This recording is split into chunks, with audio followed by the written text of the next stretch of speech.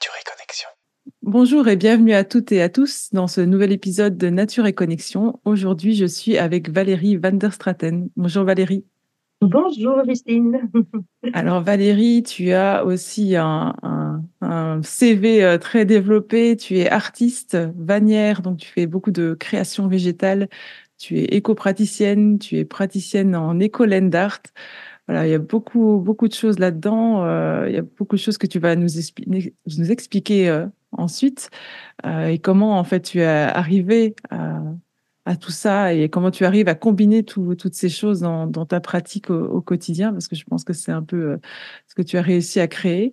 Est-ce que tu peux nous en dire un peu plus sur toi, sur ton parcours pour arriver à toutes ces choses? Oui, bien sûr. Mon parcours, écoute, j'ai un parcours assez riche. En tout cas, maintenant, dans mon présent, je le vois comme vraiment riche.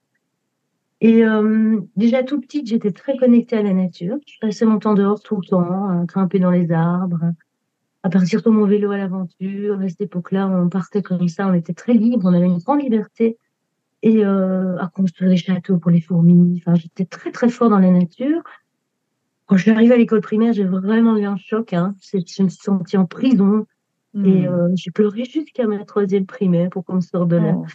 Et donc, euh, et donc là, j'ai vraiment eu le rationnel qui est venu s'imposer à moi.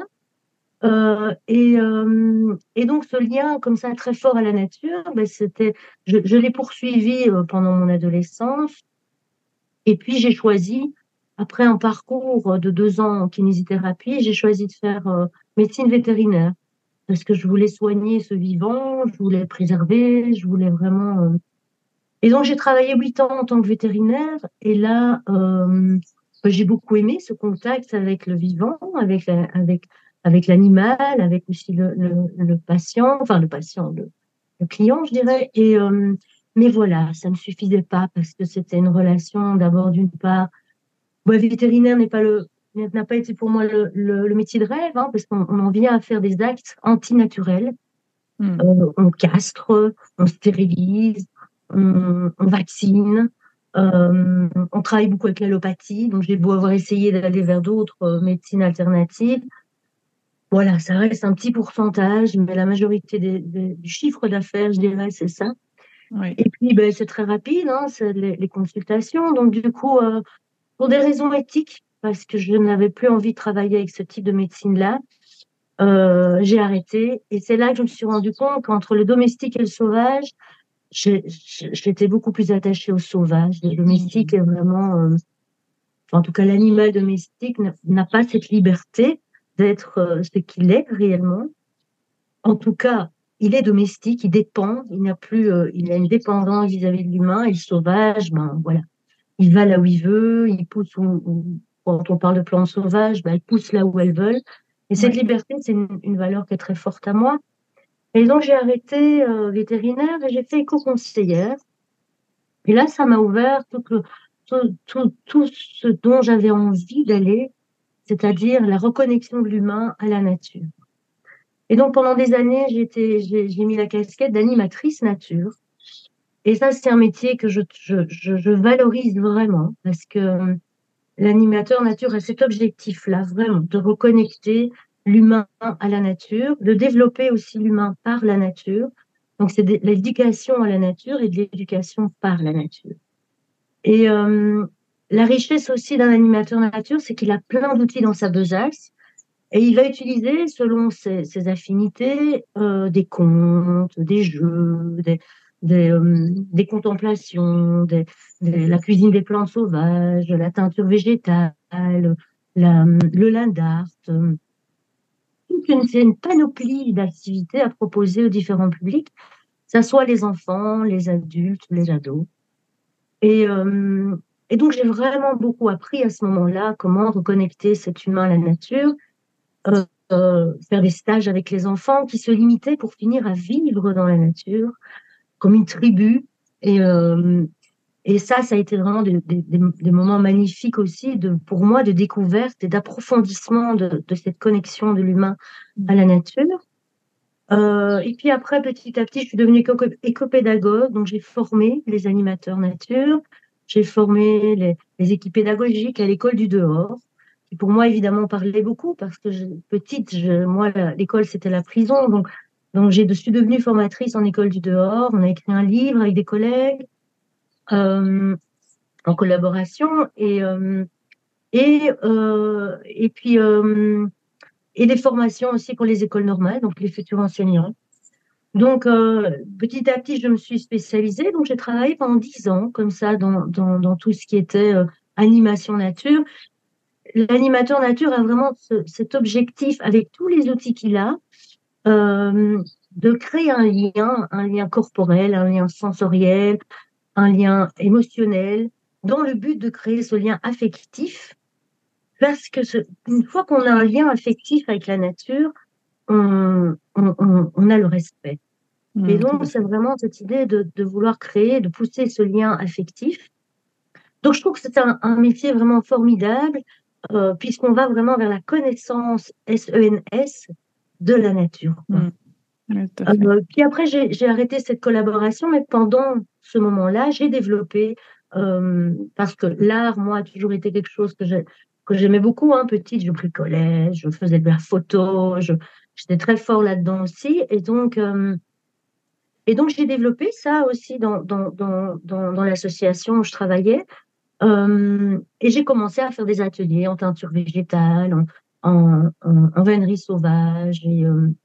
Et quand j'ai arrêté cette collaboration, ben là, je me suis vraiment focalisée sur la vannerie sauvage. Donc, à l'époque, il n'y avait pas grand-chose en vannerie sauvage.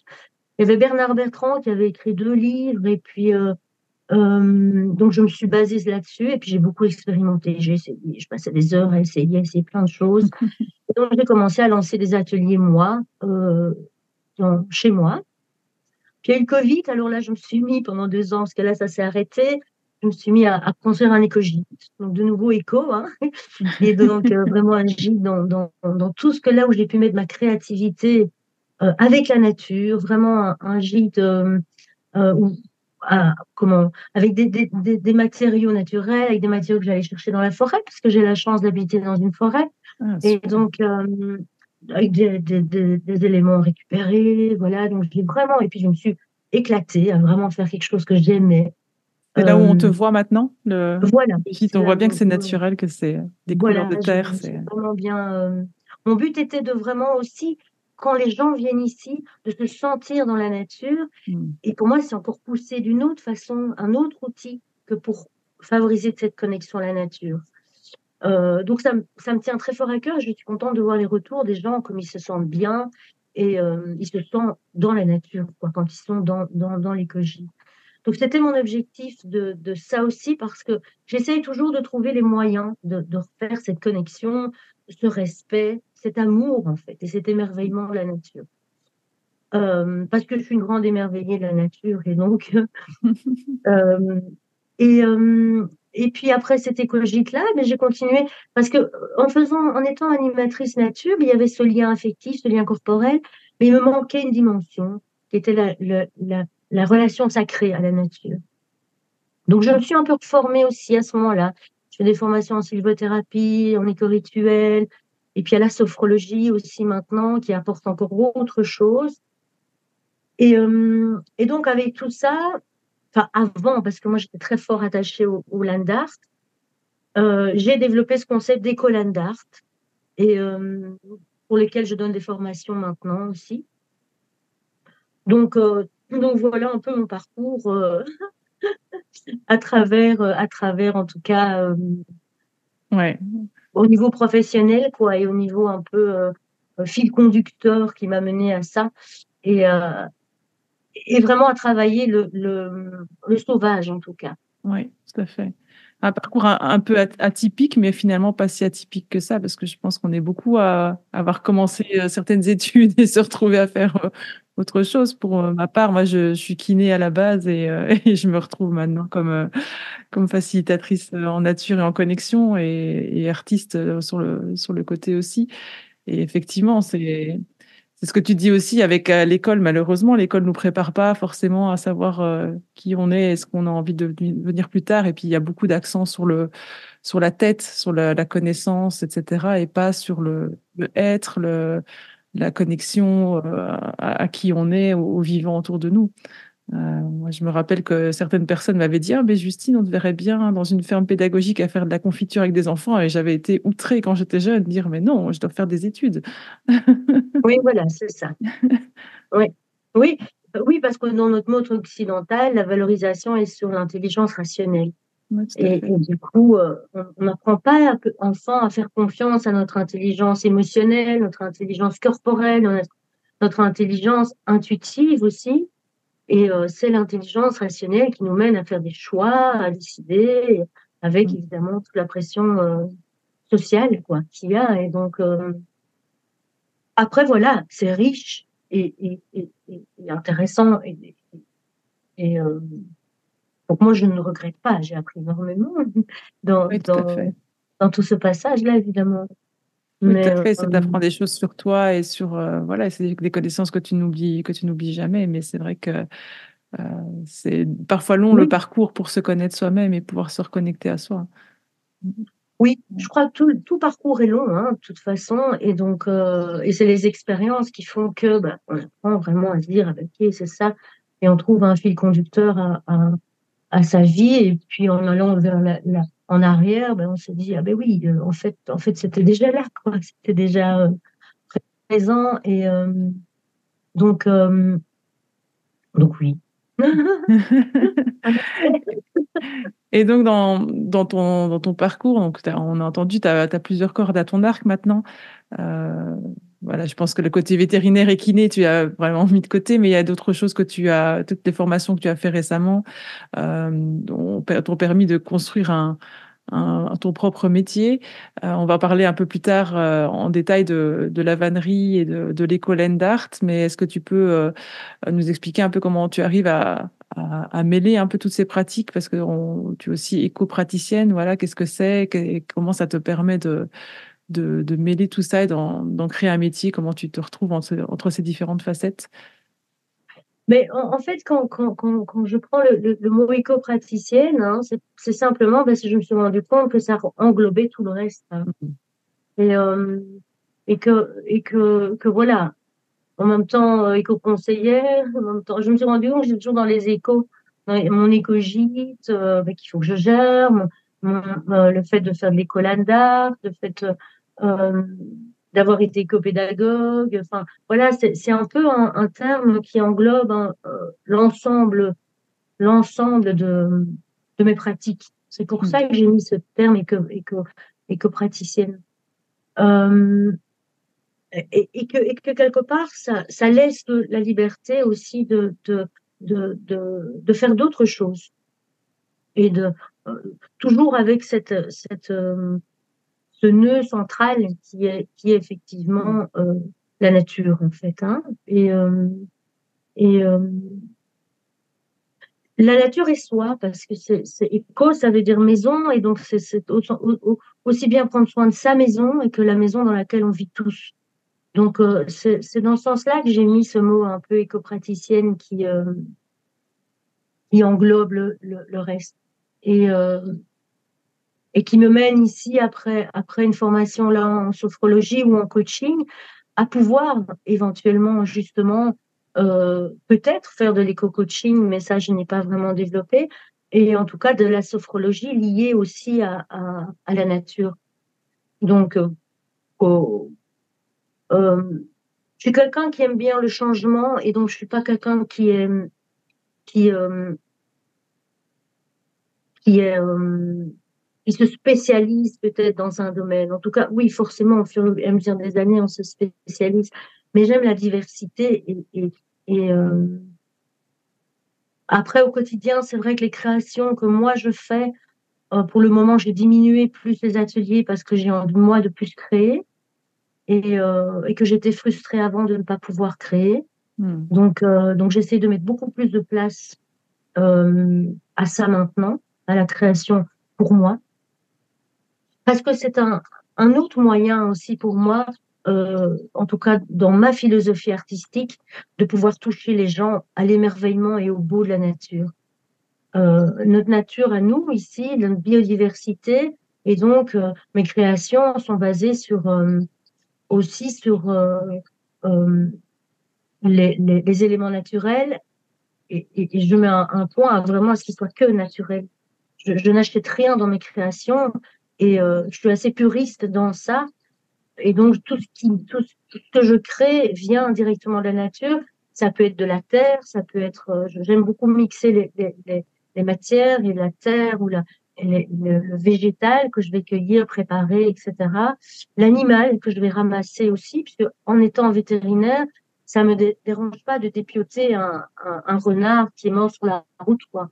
Hmm. Et de le sublimer de faire qu'il puisse être honoré parce que dans mon art, j'ai envie d'honorer, de sublimer la nature d'une autre manière, mais et peut-être de parfois aussi, j'ai certains tableaux qui choquent plus pour voilà, c'est une autre manière.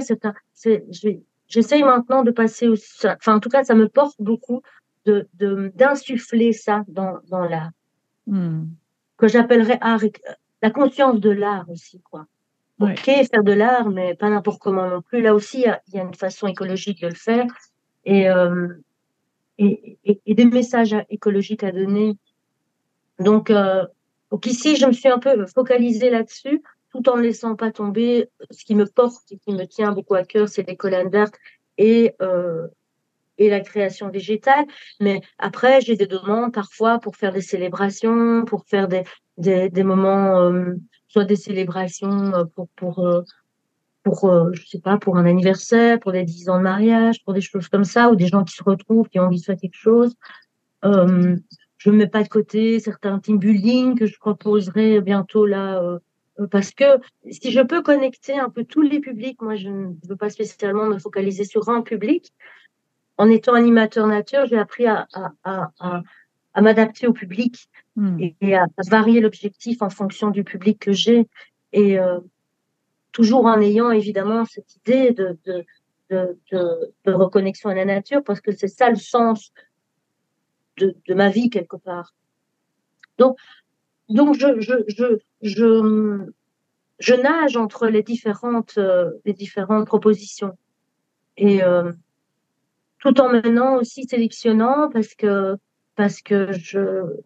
comme je disais, les one shots euh, et c'était pareil quand j'étais animatrice nature, les one shots ont beaucoup moins d'impact que si les gens s'engagent dans quelque chose de plus long.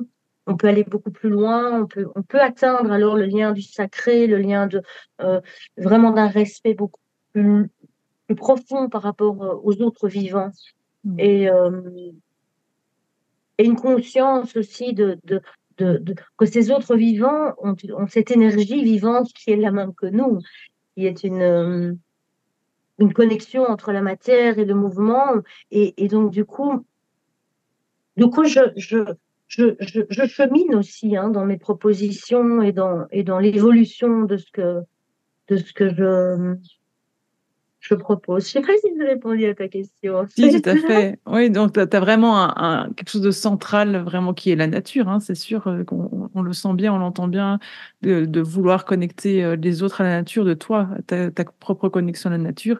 Et à travers ça, voilà, il y a tout plein de choses qui peuvent émerger. Tant que ça rentre voilà, dans ce point central, tu prends, quoi, et tu transmets surtout. Ouais.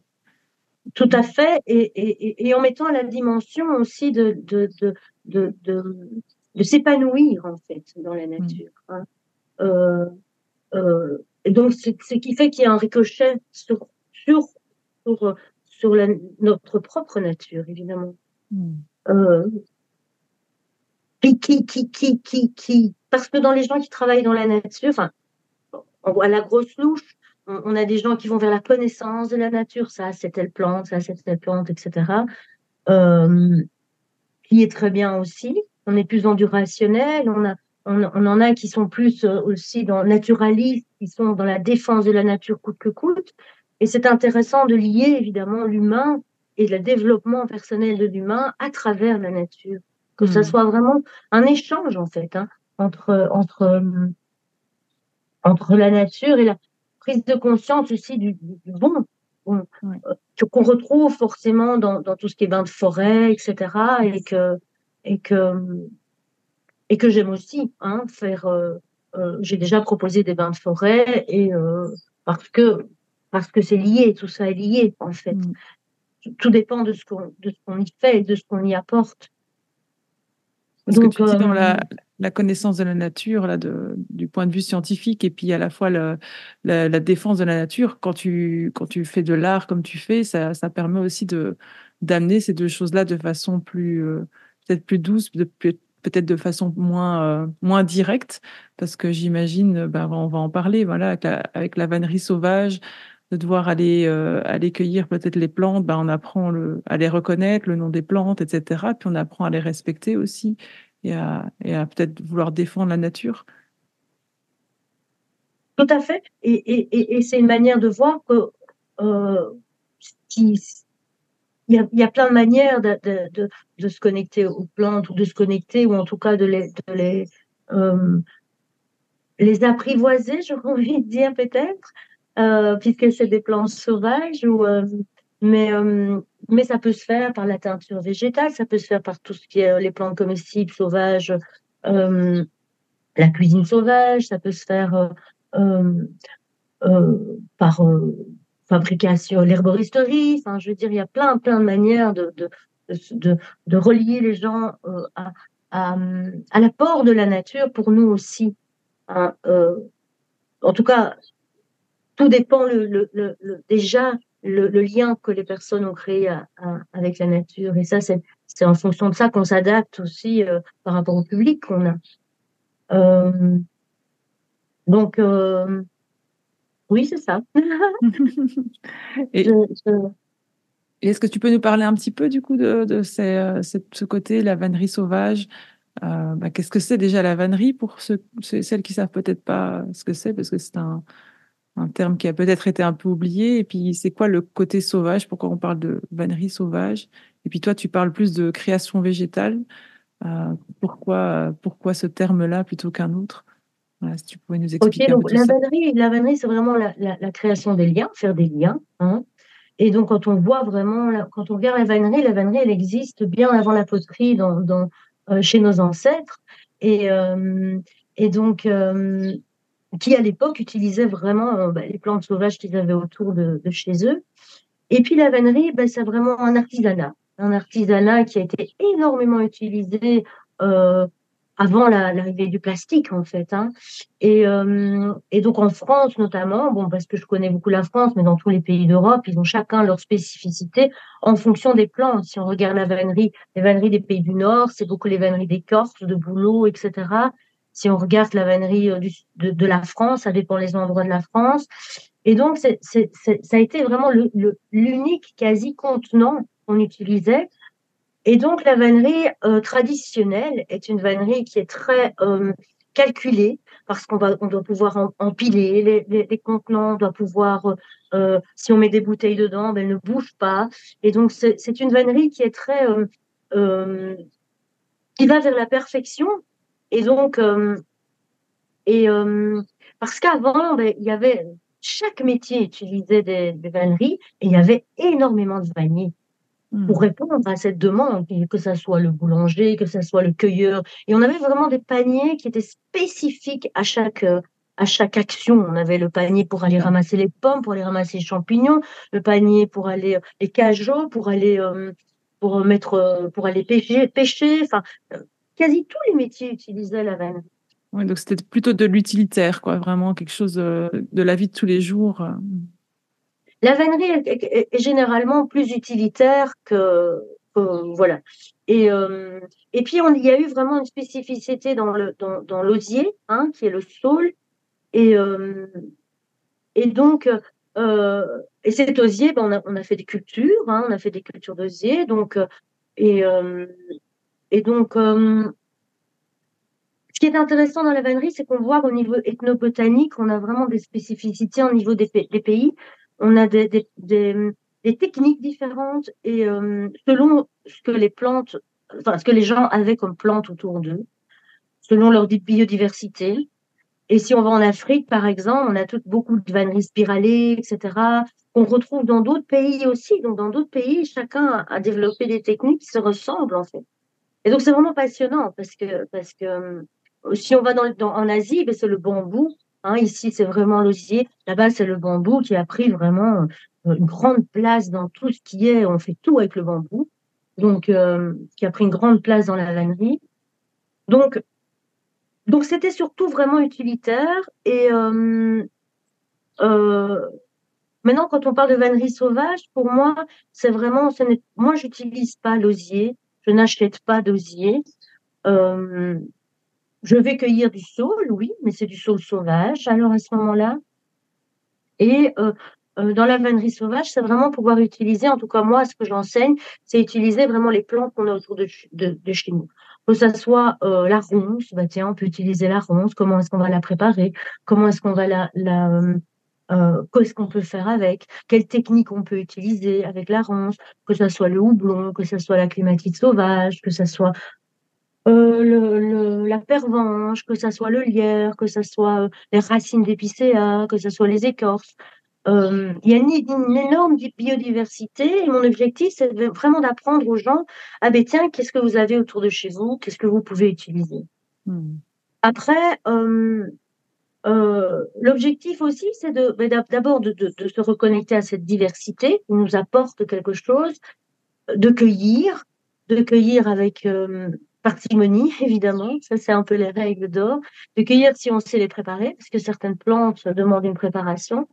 Et, euh, et, euh, et puis, ça va aussi vers une connaissance, mais une connaissance de nouveau SENS, parce qu'on va la triturer, on va la préparer, voilà. Et donc, on va se reconnecter vraiment à cette plante par notre sens, et puis on va créer. En créant, ça reconnecte davantage, on va chercher en soi ce qu'on va créer. Quand on est dans l'utilitaire, pour moi, on va moins chercher sa fibre créatrice. Et moi, j'aime bien susciter ça chez les gens, euh, d'aller plus. Et c'est pour ça que je passe un peu vers le terme de la création végétale sauvage, parce que c'est vraiment arriver à créer. Alors à ce moment-là, une fois qu'on connaît quelques techniques, quelques plantes qu'on peut faire, on va créer quelque chose vraiment qui n'est pas spécialement utilitaire. Et là, on va vers de l'artistique. Oui, c'est ça. On va dans Euh, un espèce de lâcher prise, de quelque chose de moins formel et on peut voilà, on peut vraiment venir se connecter à soi et qu'est-ce qu'on a envie d'exprimer, quoi. C'est plus de voilà. l'artistique que de suivre pas à pas quelque chose pour faire le panier de telle taille et de telle forme, quoi. Voilà, c'est ça. Je suis pas du tout dans ça. Même si on fait des paniers, je suis pas du tout dans. Je pousse à la créativité et euh, et quand on et c'est ça qui est. On est obligé de l'être quand on utilise des plantes sauvages parce que la plante sauvage n'est pas comme l'osier. L'osier, quand il y a des vanniers qui travaillent l'osier et qui font ça super bien, ils ont une technique parfaite, mais ils sélectionnent l'osier, ils sélectionnent les longueurs, ils sélectionnent les épaisseurs, ils trient. Ils choisissent, s'il y a un petit coin, ils ne le prennent pas, parce que ce panier doit être hyper solide, doit passer les âges, et c'est génial. Et moi, ça ne m'excite pas de faire ça. Ça m'ennuie, en fait. Et donc, je ne saurais pas transmettre ça à des gens. Euh, Tandis que la plante sauvage, elle a un nœud, elle a une bifurcation, elle a grandi comme elle voulait grandir. Elle, selon le sol, selon son ensoleillement, et elles sont toutes différentes en fait, même si on prend une clématite, elle est différente d'une autre, et donc on joue avec ça aussi. S'il y a un Hmm. nœud, s'il y a un coude, ben tiens, on prend, c'est joli, c'est beau, c'est, Oui. euh, Qu'est-ce qu'on et peut c'est en faire? sublimer aussi justement. Moi, c'est ça que j'aime bien dans la vannerie sauvage, c'est sublimer ce sauvage et voir la beauté dans l'imperfection justement. Contrairement à la vannerie pure, mais c'est la perfection qu'on cherche. Euh, Moi, j'ai envie de sublimer l'imperfection.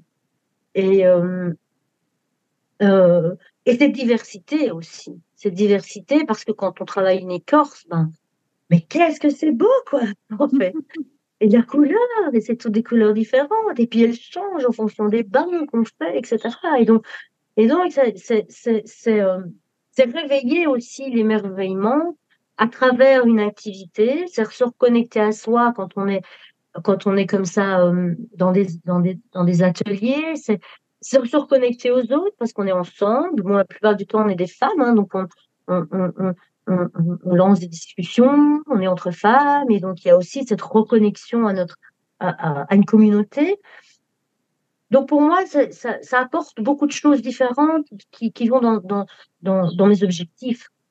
Oui. Bon, j'ai la chance d'habiter un magnifique lieu et tout, donc c'est aussi un retour à la nature. On va cueillir, on prépare, on fait, etc. Voilà. Euh, Vraiment une reconnexion à la nature, mais à soi, puisqu'on est en train de créer, et puis aux autres, parce qu'on crée tous ensemble dans les on ateliers. partage, J'imagine qu'il voilà. y a quelque chose de l'art du tissage de liens. Tu parlais que c'était ça. Tout Au à départ, fait. la vannerie, c'est tisser, Voilà. tisser des liens, Ouais, mais c'est vraiment ça. voilà. C'est à tout niveau, quoi. Tout à fait, oui. Tout à fait, c'est ça, c'est tisser des liens aussi bien avec la nature, avec les autres et avec moi. Et en même temps, faut tisser des liens. Donc c'est ça qui me plaît beaucoup dans la vannerie sauvage, contrairement à moi, ça me parle moins, la vannerie, qui est plus un artisanat.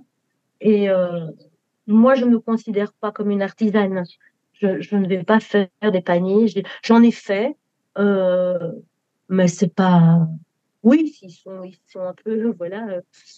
Après, c'est vrai que dans mes ateliers, on apprend à le faire parce qu'on apprend à faire des techniques différentes. La technique des écorces n'est pas la même que la technique spiralée, que la technique. Et plus on connaît de techniques, et puis après, plus on peut utiliser et partir dans Ouais. des choses euh, plus personnelles, quoi. Oui, c'est ça. Il faut d'abord apprendre à peindre pour pouvoir s'exprimer de façon libre. Et c'est pareil avec la vannerie. Il faut apprendre à Voilà, savoir faire voilà, différentes choses pour être libre après de créer ce qu'on a à voilà, l'intérieur, quoi. voilà. Et c'est pour ça que j'aime ce terme de création végétale sauvage, parce que c'est vrai qu'on pourrait créer avec de l'osier, hein, ou alors comment d'autres plantes qui sont importées, etc. Et donc, pour moi, ça n'a pas trop de sens dans ma philosophie à moi. Ouais. Euh, Oui, parce je que là, tu préfère peux te travailler du local et reconnecter. du... Comment? Je dis là, tu peux te reconnecter à ton environnement direct. J'imagine que Voilà. dans certains stages, tu t'accompagnes aussi les gens à reconnaître les plantes et à venir les cueillir, ou c'est toi qui donne les plantes à la base? Ça dépend un peu, parce que bon, ça dépend ce qu'on va travailler comme plante. Et j'essaye toujours d'aller cueillir un maximum, mais, euh, mais ce qu'il y a, c'est que j'ai pas toujours tout ici autour. Si j'ai envie de travailler la massette, bon, ben moi, la massette, je vais la chercher là-bas dans le village à côté. Bon, c'est compliqué d'amener tout le monde, etc. Et donc, je vais chercher alors des massettes, comme ça, ils peuvent voir des massettes. Et, et, euh, et donc, du coup, ça dépend vraiment les ateliers, mais comme je te le disais avant, là, j'arrête maintenant les ateliers ponctuels. Et donc, je préfère vraiment faire une formation qui dure sur un an, un jour par mois, pour vraiment vivre ce processus, parce que quand on travaille la vannerie sauvage, euh, on, on est en relation avec le cycle des saisons Hmm. parce on ne cueille pas n'importe quand, en fait. Hein. Il y a des Ouais. plantes qu'on cueille qu'en hiver, il y a des plantes qu'on cueille qu'en été, il y a des plantes euh, qui demandent de préparation, des temps de séchage, etc. Et en faisant tout ce cursus, alors à ce moment-là, pour moi, c'est complet. Et on peut vraiment aussi se reconnecter vraiment à, ben, je dirais au plus grand par ces saisons, parce qu'on suit ces saisons, on voit que ça change. Enfin, moi ici, je cueillais certaines plantes en septembre, maintenant je les cueille en octobre. Et inversement, les Hmm. écorces, je les récolte bien plus tôt que, qu'avant, par exemple. Et donc, tu as une autre moyen de se connecter aussi à, à l'environnement. Donc, Donc, du coup, bon, je ne sais plus pourquoi tu disais ça, tu avais posé une question, c'était quoi? Je demandais si tu amenais les gens, voilà, à venir Oui, cueillir voilà, avec toi, ou si, voilà, si toi tu cueillais avant. voilà, Mais effectivement, s'il y a des préparations à faire pour certaines plantes, c'est pas toujours forcément évident de le tout faire à fait. directement. Donc, Voilà, c'est parce que que, si on veut quand même quelque chose, toutes les plantes qu'on utilise, ce sont des plantes qu'on va cueillir, qu'on va sécher. hmm. Hein. La plupart, elles doivent être séchées et puis on les remouille.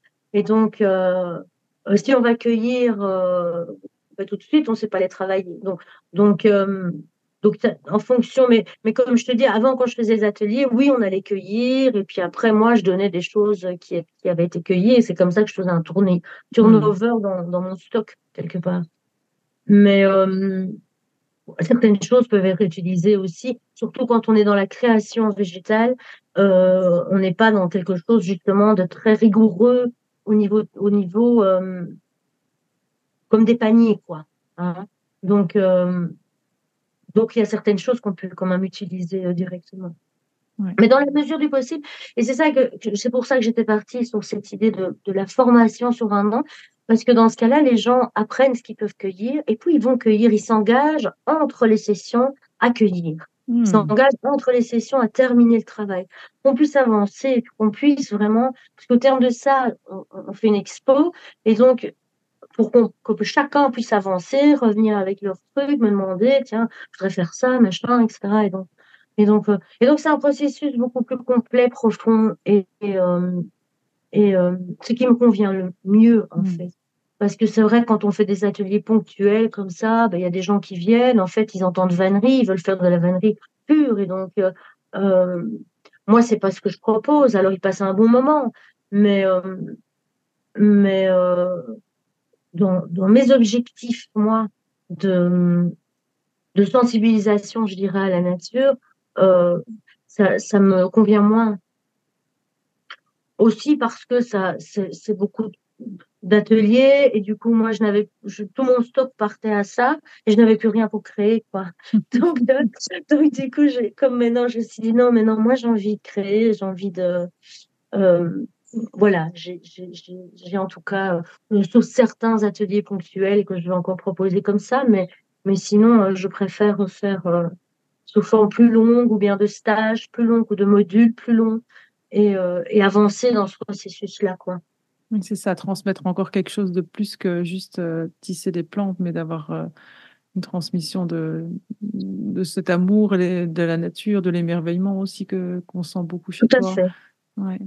Et du coup, par Ouais. rapport à ça, toi voilà, qui aime les plantes et qui est très connecté à tout ça, comment ça se passe pour toi d'aller les cueillir? Parce que c'est toujours Alors moi, voilà, ça ne pose comment est-ce que aucun tu... problème parce qu'il y a certaines plantes qu'on cueille quand elles fanent, avant Mhm. qu'elles fanent, hein, quand on va chercher du houblon, ben, on prend après la floraison et on prend juste avant que bon, ben, pouf, le houblon chaque année, voilà. Il y a la même chose avec la macette, avec le jonc, quand tu le coupes, pouf, il repousse. Donc il y a toute une série de plantes qui ne posent aucun problème. Quand tu vas chercher du saule, du cornouiller, ben, tu le tailles en fait et rejettes après. Donc pour moi, ça ne me pose pas de problème parce que c'est aussi ce- c'est ce que faisaient nos ancêtres, c'est ce que font encore les peuples primitifs. On peut le faire avec tout un respect. C'est pas parce qu'on est dans la protection de la nature qu'on peut pas cueillir une feuille. Et donc, je ne suis pas dans cet extrême-là. C'est en cueillant, c'est en utilisant, et c'était la même chose avec les enfants, euh, qu'on apprend à le sentir sensoriellement et à faire pénétrer ça en nous. Mhm. Et donc moi, ça me pose pas de problème. Et puis il y a des moments où j'habite en forêt ici, donc je dois couper des arbres, je dois en élaguer à des moments, je dois mais je ne coupe pas des arbres pour rien. Je les utilise après. Et donc c'est utiliser la matière jusqu'au bout. C'est utiliser la matière, autant l'écorce, autant le bois, parce que si je prends du châtaignier, ben après je vais faire des barrières de châtaignier, j'utilise. Donc moi, ça me pose pas de problème et c'est ça que j'ai aussi envie d'insuffler quand on voit un élagueur qui élague, ou même hein, les ouvriers communaux qui pouffent, qui coupent, Mhm. bah, tout ça, c'est de la matière première qui peut être utilisée. Je sais les endroits où ça se fait, bah, moi je vais couper avant, comme ça je récupère certaines choses qui m'intéressent. Donc c'est un équilibre en fait. C'est un Mhm. juste équilibre entre trouver, trouver le juste besoin de ce que je vais prélever dans la nature, tout en respectant le, la régénération, la, la vie de l'endroit. Donc, C'est ça, c'est pas tout prélever, c'est prendre non, ce dont tu as besoin et en fonction des lieux, la quantité qui est possible sur cet voilà, espace-là, quoi. voilà. Et même les ronces, je le dis toujours aux gens, si vous voyez des magnifiques ronces, bah, vous la prenez, mais la ronce, il faut la préparer après, quoi. Mhm. Donc ne la Ouais. prenez pas au risque de la laisser sécher et puis qu'elle soit inutilisable. Et donc, c'est ça qui me permet aussi d'aller plus loin dans une formation, vraiment. De Oui, c'est dire, bon, ça. ben, ok, vous voyez un endroit magnifique où il y a un truc qui vous intéresse pour pouvoir créer. Euh, euh, bah, attendez d'être prêt aussi, et donc n'allez pas cueillir, et parce qu'il y a aussi la frénésie du débutant qui dit, oh, j'ai ça, je vais prendre, je vais prendre, je vais prendre, je vais prendre, et puis après, submergé, plus le temps, les enfants, machin, ce truc, et puis ça sèche là, et puis c'est plus utilisable, quoi. Ça. Euh, donc voilà, je, je veux dire, je le fais aussi parce que j'ai mon objectif de le faire, c'est que j'ai un objectif de sensibilisation aussi parce que j'ai envie de sublimer qui a, qui a dans la nature et, euh, et donc je ne vais pas prendre ce qui en trop, quoi. Mhm. Pour moi, c'est du même ordre que d'aller se nourrir dans la nature. Si on va se nourrir dans la nature, ben, on se nourrit soi. On prend dans la nature pour soi. Ici, c'est ce que je fais d'une autre manière, quelque part, pour moi, pour le montrer, pour sensibiliser, pour, euh, pour avoir cet objectif-là au niveau artistique, au niveau des gens, pour que eux soient touchés, en espérant qu'ils soient touchés. Mais c'est vrai que la plupart des gens qui venaient chez moi me disent, mais moi, je vois plus la nature de la même façon, quoi. Maintenant, je repère, je vois ça, Oui, oui, et c'est ça. On voit oui, toutes les, on voit la massette, on voit la clématite voilà, par là et oh. voilà, c'est ça. Ouais. Et Mais dans ce que tu disais, moi j'ai des amies tisanières et je lis pas mal sur les plantes, etc. Et on dit souvent que ben, de tailler des plantes, ça les aide aussi oui, à se renforcer, à repousser encore de plus belle et tout à voilà. fait. Et c'est souvent le problème à l'heure actuelle, c'est que l'humain est tellement déconnecté de l'environnement qu'on veut juste protéger l'environnement, on n'y touche plus, on touche plus aux arbres, on touche plus à rien, aux plantes, Voilà. on ramasse pas les Mm, champignons, on ramasse pas les trucs mm, parce qu'on veut les protéger, mais en fait, on oublie que l'humain a sa place dans la nature et qu'on a toujours été là et que, en fait, il y a des témoignages par rapport à des peuples premiers où on montre que c'est eux qui ont entretenu la nature et qui ont permis d'avoir tout parfois à fait. des forêts magnifiques. On se dit, waouh, cette forêt est magnifique, mais en fait, parce qu'il y a eu un entretien aussi Tout à fait, oui. par exemple, Mm, En mhm, Amérique, les Amérindiens, ils brûlaient des parties de forêt pour mhm, refaire revivre les plantes mhm. après. On les a interdits de faire ces pratiques, mais pourtant, et maintenant, le problème, c'est qu'il y a des grands incendies qui ravagent des hectares et des hectares parce qu'on ne fait plus des brûlis comme ça qui permettaient de brûler les branches au sol et Mhm, tout ce qui pouvait être mhm. vite inflammable. Et donc, on oublie un peu cette partie qu'on fait partie de cette nature et qu'on a notre rôle à jouer aussi dans couper un arbre parce Oui, qu'on sent que c'est bénéfique, ben voilà. Et en plus, comme tu le fais toi, après d'utiliser ben, l'arbre qui a été coupé pour créer, pour sensibiliser, ben, ça boucle la boucle, quoi. oui, ça boucle la boucle. Et quand tu dis ça, c'est vrai que, c'est une question d'équilibre, en fait, vraiment. Et je pense que l'équilibre, il se trouve aussi dans le cœur. Et si les gens ont ce lien affectif, ils trouvent l'équilibre. Il y a un équilibre dans cet échange entre la nature et l'humain. Contrairement à, comme tu disais, effectivement, la protection en vient à interdire les gens d'y aller, quoi. Et donc, du coup, qui renforce encore plus ces déconnexions. Donc, donc oui, tout à fait, je te rejoins sur ce point de vue-là, oui. Mm. Et est-ce que tu Mm. aurais par hasard une création ou l'autre à portée de main à nous montrer, quelque chose de... On est plusieurs ici. Euh, je, euh, est-ce que, ben, en fait, au départ, j'ai fait beaucoup de trucs. Je dois prendre ça alors, hein, non. Oui, si tu veux te déplacer avec, c'est très bien. Ah oui, je dois me déplacer avec. Et donc, du coup, bah, écoute, dans un premier temps, moi, j'ai fait les trucs un peu classiques, hein, tu vois, je ne sais pas si tu vois. Ah oui, des contenants, tu vois, un peu Ah comme oui, ça. pour les œufs. Voilà. Et toutes sortes de contenants, parce que je travaille beaucoup le bois, moi aussi, hein, tu vois. Donc, je ne sais pas si on voit là, tu vois. Mais donc, c'est tous des contenants sauvages, quoi. Ça, c'était plus ça. Et puis, j'ai vraiment été dans tout ce qui était création luminaire, parce que j'aime bien illuminer la biodiversité. Donc, c'est toutes des plantes aussi qui viennent de chez nous, hein. Je ne sais pas si on voit quelque chose, en fait, hein. Si, si, on voit bien. Euh, ah oui, voilà. Tu vois, donc, voilà, mais je crois qu'il vaut mieux que j'éteigne tout ça. Voilà. Tu vois, ça, c'est des plantes un peu, euh, toutes sortes de plantes, en fait. Après, je travaille le bois, moi aussi, hein, beaucoup, tu vois, des trucs comme ça, des, euh, des racines que je vais chercher, que je, euh, que je retire le pourri. Ça, c'est un autre type de vannerie comme ça, plus, après, j'ai fait des sculptures un peu comme ça. Je sais pas si on voit ça. Ah oui, ouais, voilà. Des sculptures ici.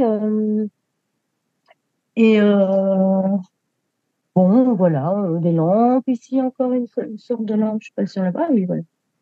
Euh, j'ai été beaucoup dans les lampes là pour le moment, parce que je propose aux gens aussi que si ils ont quelque chose, un beau bois, une belle, des choses qui leur tiennent à cœur, alors je peux faire une lampe à partir de ça.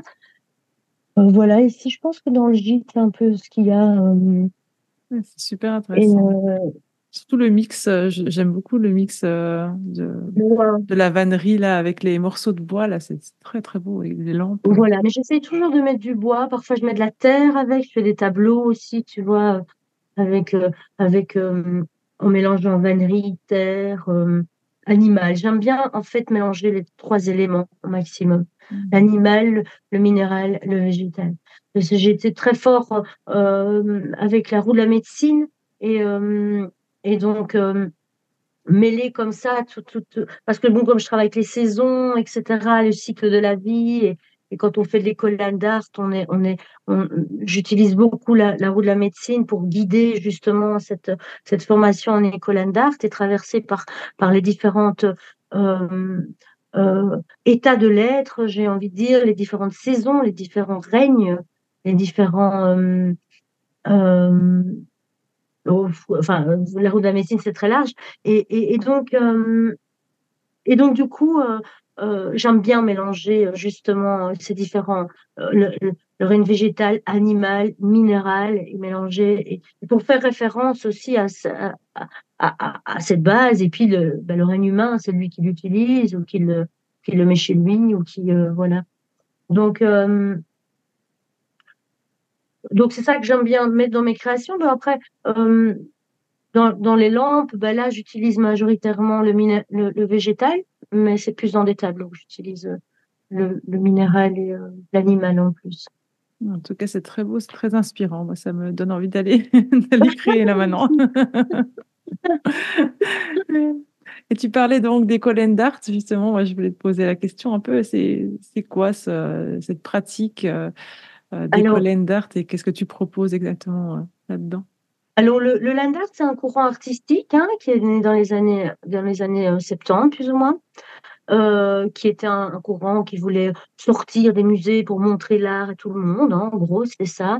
Et donc, dans ce courant artistique land art, tu as de tout, en fait. Tu as ce qu'on appelle, si tu vas dans un festival land art, tu as autant des gens qui vont faire quelque chose chez eux, mais ça peut être en plastique, ça peut être en, en fer, ça peut être en toutes sortes, et puis qui vont le mettre dans la nature. Ça peut être des gens qui font des modifications vraiment. Tu as eu vraiment des grandes modifications aux États-Unis où on te peint des, des, euh, des arbres, où on te peint des parties de rochers, des choses comme ça.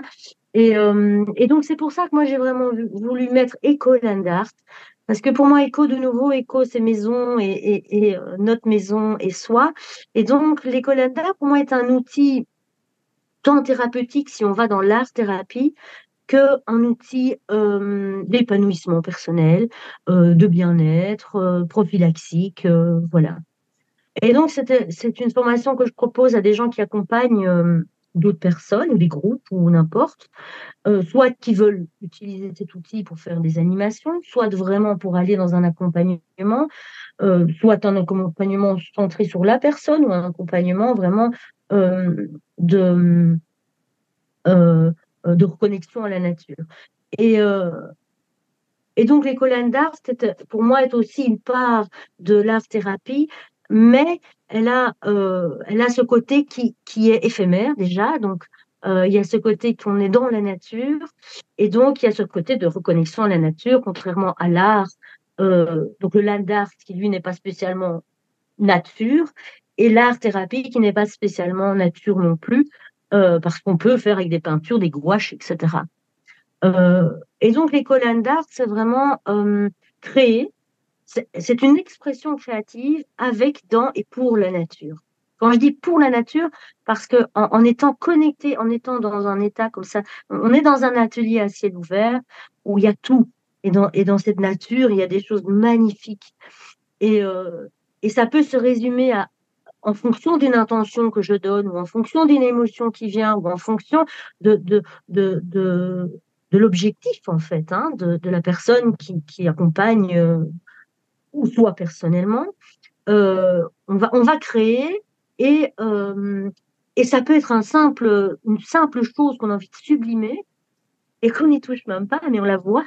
Et donc, c'est aiguiser l'œil aussi au beau de la nature, au merveilleux et à la création qu'on peut faire. Et cette création, ben, moi, ce que j'aime aussi, c'est que ben, elle est éphémère, elle retourne dans le cycle de la vie, elle redevient de la terre après. Elle est locale, elle est, euh, elle est spontanée là sur ce moment-là. Et puis elle lie vraiment l'art et la conscience parce que la personne est dans un état de pleine conscience. Au début, la personne est un peu du mal, et puis après, en fait, parfois, elle peut rester. Moi, je dois rappeler les gens pour leur dire, c'est fini, ça fait 1 heure et demie que vous êtes occupés. Et donc, mais quand on est comme ça, créé dans la nature, on est dans ce qu'on appelle un flowing, comme ça. Le temps n'existe plus. On est plongé avec tous ses sens et on est reconnecté à soi. Et chose qu'on peut faire avec la pleine conscience, mais qui en général, euh, j'apporte avant.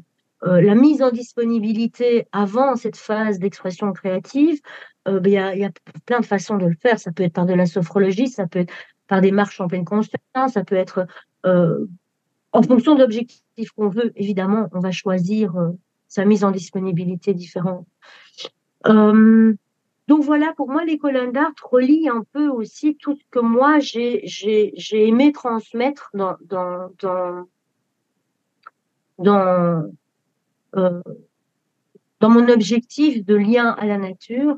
Et donc, aussi bien l'art, aussi bien cette reconnexion à soi et cette reconnexion, euh, ça amène aussi, parce que bon, ça amène aussi, donc il y a autant la création, il y a autant tout ce qu'il y a autour avec euh, cette découverte de la roue de la médecine aussi qui vient renforcer le côté sacré, qui fait qu'à la fin, on en vient à voir que la nature est art, en fait. Mhm. Et donc, euh, et que la moindre petite chose, parce que quand on crée quelque chose, peu importe ce que c'est, ça vient de la personne et c'est son art à elle, son œuvre, on va dire, hein, euh, ben elle va choisir en fait des éléments et elle va se rendre compte que cette feuille en fait elle est magnifique et donc en fait on pourrait même juste mettre ça tellement c'est beau et donc on en arrive à aiguiser son œil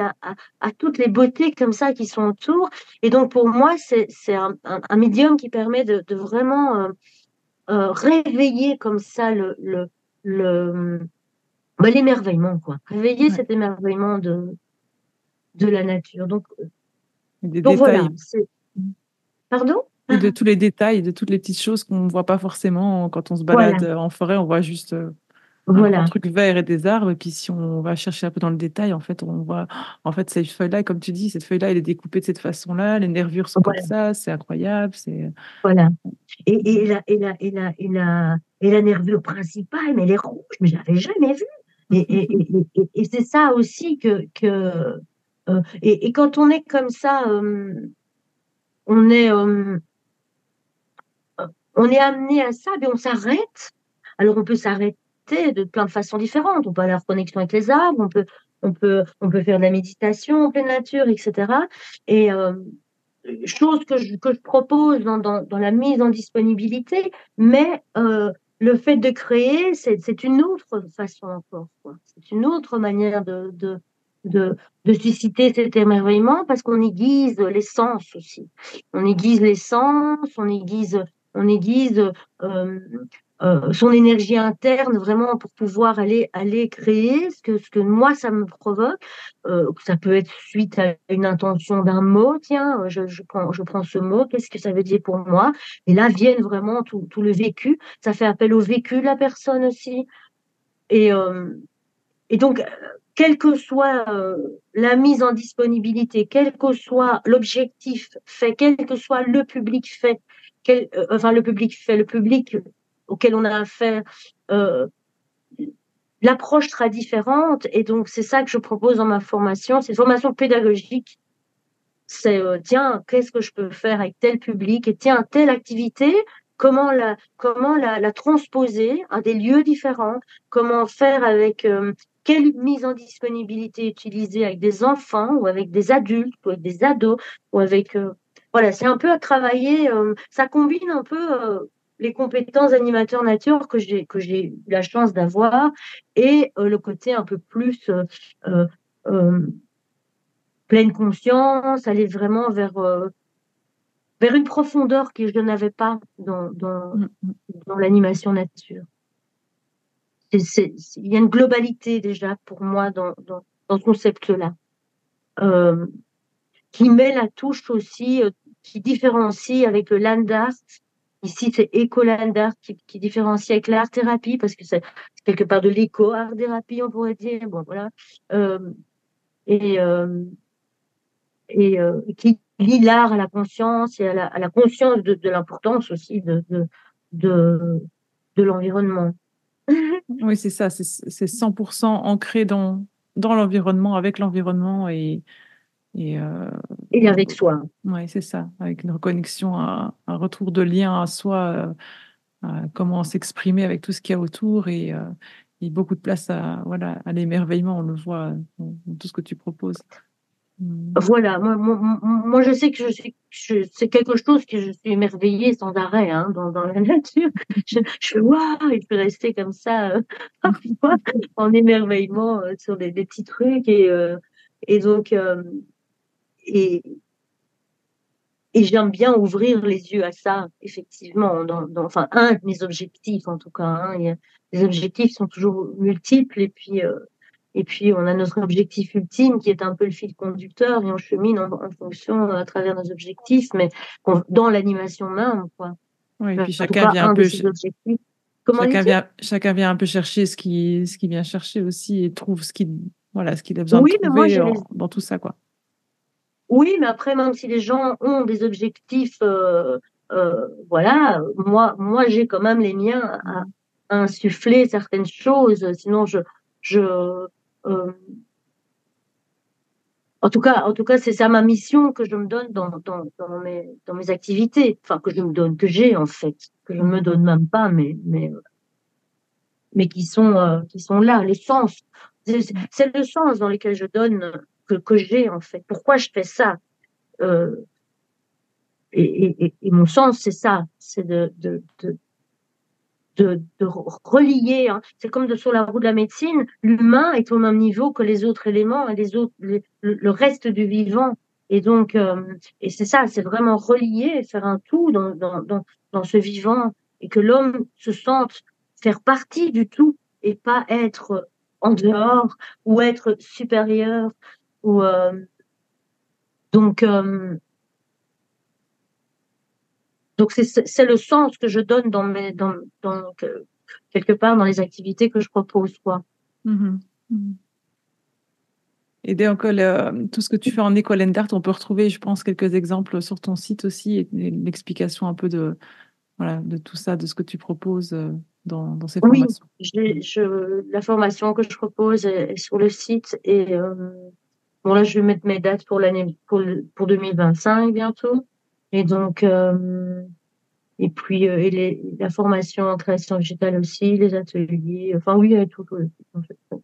Je mettrai de toute façon ton site dans les ressources sous l'épisode, que les gens puissent voilà, retrouver tes propositions en création végétale et en école d'art. Oui, C'était très inspirant. Moi, ça me donne envie d'aller dehors, de créer plein de choses. ah ben super. J'espère que voilà, que ça pourra insuffler un peu ce même esprit à ceux qui nous écoutent. Et on a une petite tradition pour terminer le podcast. On termine toujours par un petit moment de partage. Si tu avais une histoire, quelque chose de particulier à nous partager que tu as vécu en nature, un moment, une rencontre, quelque chose qui te vient là maintenant. Là, c'est vraiment, j'en ai tellement parce que j'ai eu la chance étant jeune, à voyager beaucoup, quoi. Et donc, j'ai eu des moments, mais tellement magnifiques de rencontres animales, de rencontres de toutes sortes, quoi. Enfin, des choses magnifiques. Donc, je vais pas choisir un moment qui est dans les loin, parce que même si j'ai énormément voyagé, j'ai eu cette chance de voyager avec un aventurier en plus, qui est le papa des enfants, mais qui était très aventurier, donc j'ai pu aller vraiment voir plein de trucs de fou. Mais je vais choisir quelque chose de plutôt ouais, plus proche. Et il y en a beaucoup, hein. Je choisirais plutôt un moment comme ça, euh, plus avec quand je suis une fois partie, j'étais seule avec mes enfants. Ils étaient petits, mais ils étaient à l'âge de porter un sac à dos. Donc moi, comme j'ai été très randonneuse et partir à l'aventure parce que j'étais très aventurière, hein. Et donc j'ai décidé que je partais avec eux marcher le long d'une rivière, parce qu'enfin ils savaient porter leurs affaires, donc j'étais plus toute seule à porter. Et donc, euh, et donc j'avais pris une rivière où j'ai regardé sur une carte d'état-major et j'étais partie sur une rivière, c'était en Ardèche. Et, euh, et on est parti de la source, parce que je me dis, la source, on va pouvoir boire, donc je dois pas porter de l'eau, moi. Donc c'était génial. Et donc on est parti de la source et on a marché comme ça, pendant 5 6 jours le long de la rivière. J'avais pas pris de tente, parce que c'était trop lourd pour moi à porter. Donc on dormait le long de la rivière. J'avais pris à manger, qu'il fallait rationner, etc. Mais bon. Et un jour, on s'est arrêté, on a trouvé un lieu comme ça, la rivière était très calme à ce moment-là, et on s'est posé, voilà, bon, on a un peu établi notre camp, quoi. Et alors on s'est posé, et alors on regardait, tranquille. Et puis à un moment donné, dans cette rivière, on a vu, mais des centaines, des milliers de moustiques. Et ils étaient là, bon, et ça faisait vraiment des nuages comme ça, de moustiques, qui virevoltaient comme ça sur cette rivière toute calme.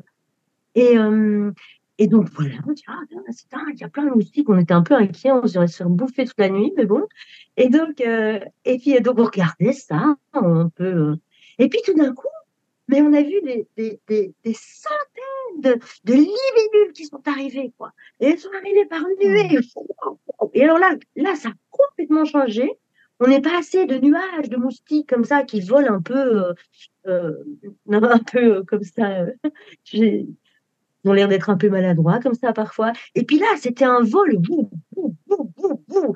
Et alors, il y avait mais des centaines de libellules. Et là, on était mais vraiment émerveillés de voir autant de libellules. Elles venaient manger ces moustiques. Et, euh, et donc, on dit, waouh, c'était vraiment. Enfin, c'était une pièce de théâtre, quoi. Et puis, c'était pas fini. Une fois que le soleil se couchait de plus en plus, là sont arrivées des chauves-souris. Et là, les chauves-souris, qui elles aussi étaient vraiment attirées par les moustiques, parce qu'une chauve-souris, ça mange énormément de moustiques. Alors, je ne sais pas si elle mange des libellules, je ne pense pas, mais en tout cas, elle mange des moustiques. Et donc, cette arrivée de plus haut, c'est de nouveau un nombre incroyable de chauves-souris qui sont venus et du coup qui ont fait chasser complètement les libellules. Hein. C'était fini le temps des libellules. Pof, c'était le temps des chauves-souris. Et même chose, ces chauves-souris qui ont un autre vol, quoi. Et donc voilà, à ce moment, j'aimais bien parce on s'y attendait pas, ben, souvent comme les choses de la nature. Hein. Et puis je l'ai partagé avec mes enfants. On était comme ça, complètement dans une bulle au milieu de la nature. Et voilà, c'était un moment où on voyait là devant nous cette chaîne alimentaire en fait qui se faisait et une réalité qui se faisait probablement tous les soirs peut-être. et qu'on oublie, quoi. Qu'on oublie, et peut-être qu'il se Ouais. fait encore maintenant, chaque soir, je ne sais pas, mais Vraiment un c'était un spectacle autre vivant, monde. quoi. Comment? Un spectacle vivant. Un spectacle vivant, oui, et un autre monde, hein, un autre fonctionnement, un autre, oui, c'est ça, c'est une autre dimension comme ça qui se fait là, et j'aime bien voir toutes ces dimensions comme ça dans la nature qui se font entre d'autres êtres vivants là qui vivent leur petit truc, et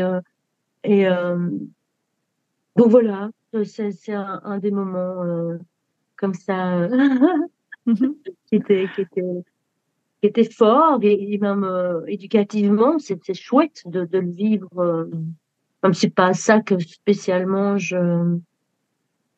mais si on en vient à l'école du dehors, ben voilà, c'est le genre de moment qui est hyper riche à exploiter, quoi.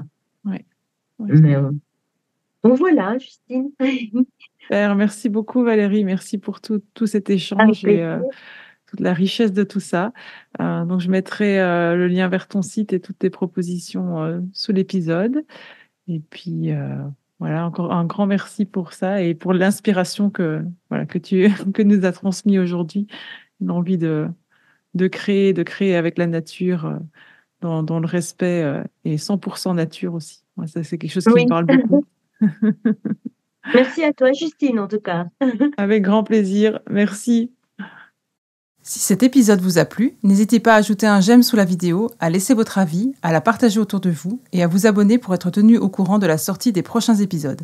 Vous pouvez aussi visiter le site de Graines de Sauvage pour vous inscrire à la newsletter et être tenu informé des activités.